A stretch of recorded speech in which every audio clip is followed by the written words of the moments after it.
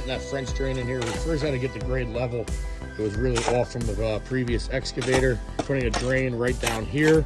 It'll also act as a base layer for the wall. So we're gonna have a drain, and then this is gonna be kind of like a dotted wall. I'm just gonna kind of retain that big slope right there. We'll finish it off with a couple little plantings here to give a nice natural look. And now a drain will run around through here and then run out to daylight over there. Man, do I love challenges.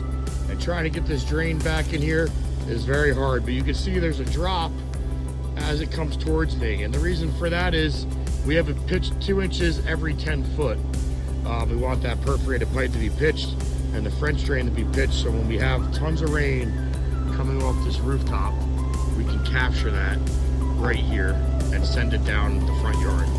We are digging the ditch to daylight, and we're gonna have to hang this machine off this big hill down to the roadway.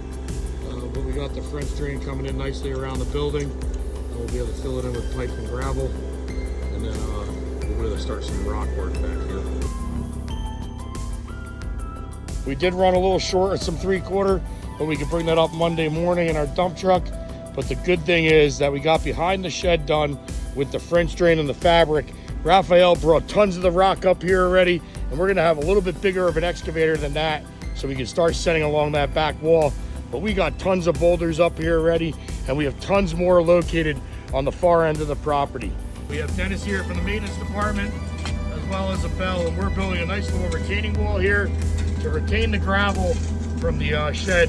We're gonna be covering this all with red gravel. After we're done with this little area here, we're gonna move to the back side of the shed and start setting the large boulders. Wow, we got the first rock in with the bigger excavator. Great job by Abel and Dennis today, and we're ready to move along. Got a lot of boulders set from this side of the shed. Unfortunately, we will have to set the rest of the rocks from the other side off that hill where that skid steer is coming down. Right here, I have a little bit more rock setting to do, and then after that, we're just gonna leave this natural and block it off with a whole bunch of Norway spruces. The guys are starting off with some plantings here along the wall, and myself and my buddy over here, Dylan, are setting some rock, finishing the area off, paying real close attention to that metal roof. There's one little ding of this machine, and that'll sure be a mess. So we're finished up at the shed area here in Roscoe, and it came out really awesome. I really love the red gravel and those Norway spruces that are behind me. I'm gonna take you around the back side of the shed so you can see what the rock wall and the plantings look like. Red crushed gravel really finish this area off and level it out. Jacob will still have to build a little ramp off the shed doors here, but as you come around the shed, we planted 5 Norway spruces.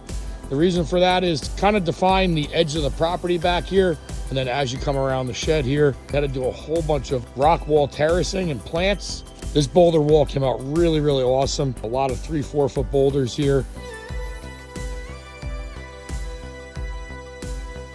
We added some steps going into the doorway here, and also framed out this corner. Really a erosion mess here with some tree stumps and roots and everything. We were able to rip that all out and actually terrace out this whole entire area. There is a French drain that runs the whole perimeter of the backside of the shed and the far end, and that catches the rainwater off the roof here, and that will send it off down to the front yard.